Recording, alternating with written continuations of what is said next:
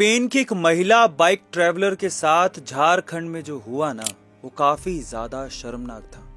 पर सिर्फ निंदा करने से कब तक काम चलेगा। अब आप ये सोचिए कि किसी पराये देश में आपके साथ ऐसा होता तो आपको कैसा लगता। अब इसके लिए हमें मिलके आवाज उठानी पड़ेगी। स्पेन से वर्ल्ड टूर पर निकले एक स्पेनिश कपल पाकिस्तान से भारत आए थे और भारत घूमते घूमते वो झारखंड के दुमका में पहुंच गए। उनका प्लान दुमका से भागलपुर होते हुए नेपाल जाने का था, पर दुमका में रात होने की वजह से उन्होंने वहीं पर कैंपिंग की और उसी रात 8 से 10 लोगों ने स्पेनिश महिला के साथ दुष्कर्म किया। यही नहीं, दोनों को बहुत मारा, उनका सामान लूट के भाग गए। अब दुख की बात यह है कि जिस देश में आने वाले मेहमानों का स्वागत अतिथि देवो भव से किया जाता है, उन्हें भगवान का दर्जा दिया जाता है, उस देश में ये शर्मनाक हरकत हुई है जिससे देश का सिर शर्म से झुक गया है। अब आपसे सिर्फ इतनी ही अपील है कि ऐसी घटिया हरकतों से देश का नाम मत खराब होने दीजिए, आवाज उठाइए इसके खिलाफ। जिस यूसीसी कानून को लेके आज मोदी सरकार और कांग्रेस में बवाल मचा हुआ है, उसी कानून को लागू कराने के लिए आज से 77 साल पहले डॉक्टर अंबेडकर नेहरू जी से लड़ पड़े थे। उनको यह पता था कि जब तक सामाजिक कानून महिलाओं के लिए समान नहीं होंगे, तब तक महिलाएं आगे नहीं बढ़ पाएंगी।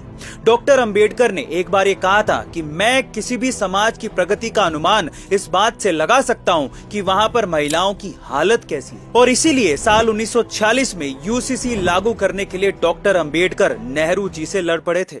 उन्होंने काफी जिद भी की थी, लेकिन उस समय नेहरू जी का यह कहना था कि साल 1951 के आम चुनाव में जनता से विश्वास लेने के बाद यूसीसी लागू करेंगे।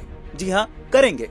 उस समय नेहरू से नाराज होकर डॉक्टर अंबेडकर ने देश के कानून मंत्री के पद से इस्तीफा दे दिया था और अपने भाषण में यह कहा था कि नेहरू जी ने जो वायदा किया था वो निभाया नहीं और महिलाओं की समानता के लिए जो प्रयास करना चाहिए था वो नहीं किए। गाइस, इसी वजह से आज भारत एक ऐसा देश बन चुका है जहां एक संविधान के होते हुए भी हिंदुओं के लिए महिलाओं को लेकर कानून अलग है और मुस्लिमों के लिए अलग। जहां एक और हिंदुओं को संविधान में लिखे हर एक कानून का पालन करना है, वहीं दूसरी ओर भारत में संविधान होते हुए भी मुसलमानों के लिए अलग से मुस्लिम पर्सनल लॉ बना हुआ है और इस पर्सनल लॉ को कवर करने के लिए भारत में आज भी 100 से ज्यादा शरिया कोर्ट मौजूद है।